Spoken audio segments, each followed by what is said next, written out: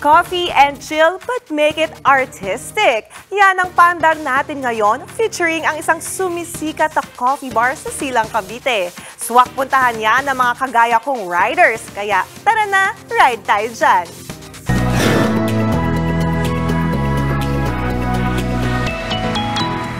Para sa ating road trip this weekend, dadayo tayo sa isang sumisikat na coffee spot ngayon sa Silang Cavite, ang Space Coffee Bar. So ngayon mga kapatid, kasama ko ang isa sa may-ari ng Space Coffee na si Miss Alyssa. Alyssa? Hello. Una, akala ko S-Space to. Bakit ang pangalan ng iyong Space ay Space Double S? Ibig sabihin nun it's slow. Parang slow space. Kasi nagsimula rin kami na slow brewing, so manual pour over, so yung slow coffee.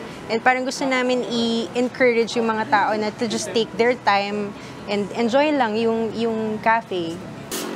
At talaga namang mapapa-coffee and chill ka sa kanilang local specialty coffee creations. So I'm gonna try first the Mexican mocha.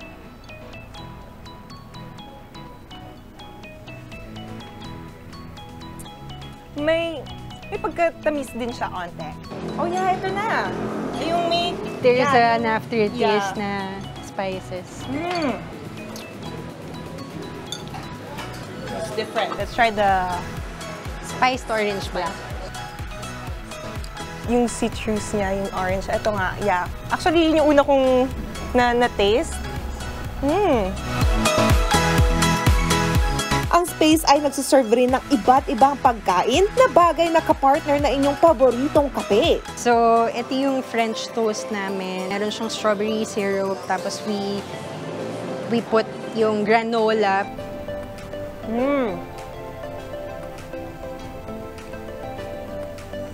Sobrang soft ng bread. Sa pesto naman dito, kayo din gumagawa. From scratch.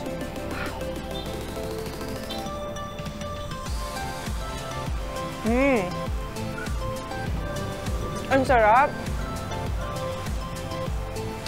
Okay to Nagsimula bilang takeaway coffee window. Ngayon, ang Space Coffee ay patok na hangout para sa mga bikers at magbabarkada. Cool yung vibe dito, especially na may bike rack na. Parang very relaxed lang, very open. Hindi siya yung, alam mo yung intimidating. So, enjoy na enjoy lang. It gives us an LU vibes in Tagaytay, so it's a good one. No need to drive down to LU. Ang Space Coffee ay hindi lang para sa mga mahilig magkape. Meron din ditong live bands, DJ at sari-saring arts and crafts pop-ups. Every now and then, siguro once every 3 months, we try to invite people para yung mga artists, mga vinyl collectors, yung mga taong nami-meet lang din namin dito. It's also a way for us to connect with people and yun nga, build the community around dito. It's really the community that we have. So, yun yung parang pinaka-thing na nag-set apart sa Space.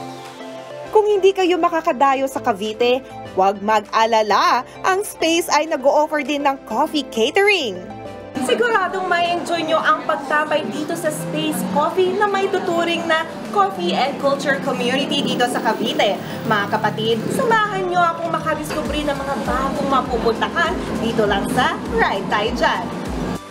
Mga kapatid, Jania Lipon po, laging maging updated sa latest sa entertainment and lifestyle para maging una sa balitaan. Bisitahin at mag-subscribe na sa social media pages ng News 5.